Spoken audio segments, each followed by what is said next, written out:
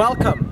This is the Isle of Man, and today we are going into a journey that will uncover the history and the humble beginnings of the famous lifeboat here on this island. Enjoy the breathtaking scenery of the open Irish Sea. So join me, Edmar Espinosa, as we learn about the history of the lifeboats.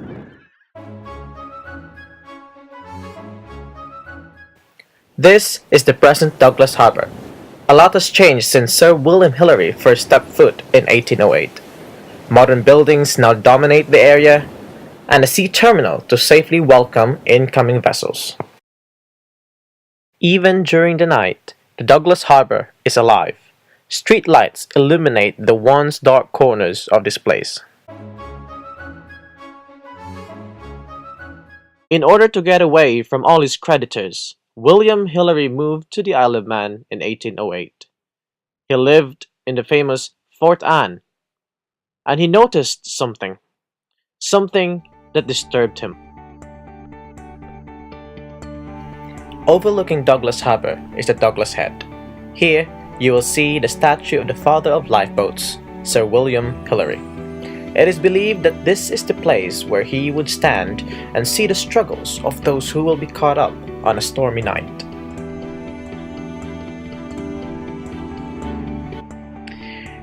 Hillary became all too familiar with the power of the Irish Sea and the terrible difficulties which boats could face if they foundered on rocks hidden below the waterline around the Manx coast.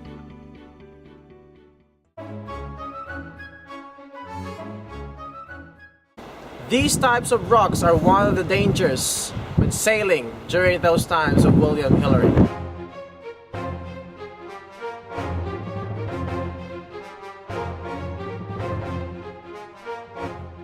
Because of these problems, Hillary organized a group of men who would help and rescue those who will be stranded on these rocky waters. One of the famous rescues that Hillary and his men ever did was the St. George. Some years after, Hillary captained the lifeboat which launched to aid the St. George, which had foundered on Conister Rock in Douglas Bay. Stormy winds and towering waves would toss their ships to and fro until the sea water engulfs them to the depths of the sea. Despite he and the members of the lifeboat crew being washed overboard, all hands on the St. George were saved in the rescue. A few years after that heroic rescue, several monuments have been built to commemorate that day. There's the Tower of Refuge in Douglas Bay and was planned by him in 1832 to save lives, and is a fitting and lasting memorial. And as you walk along Douglas Promenade, a rectangular memorial is erected with the words, "In honor of all lifeboat crews down the years." Sir William Hillary died on the 5th of January 1847 and is buried at St. George's Church in Douglas.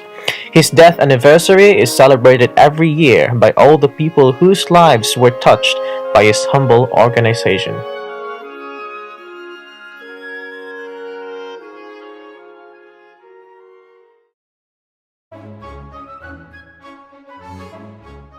The death of Sir William Hillary did not end his legacy.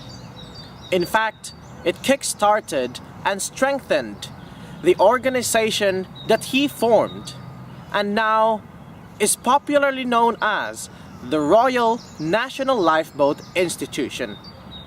There are 5 headquarters that are situated here on the Isle of Man. Come with me and let us explore the biggest RNLI headquarters that is located in Douglas. This is the lifeboat headquarters in Douglas.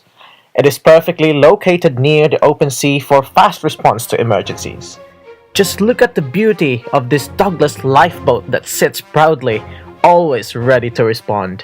This is just one of the 5 lifeboats in the whole Isle of Man. And since 1861, 253 lives were saved by this lifeboat.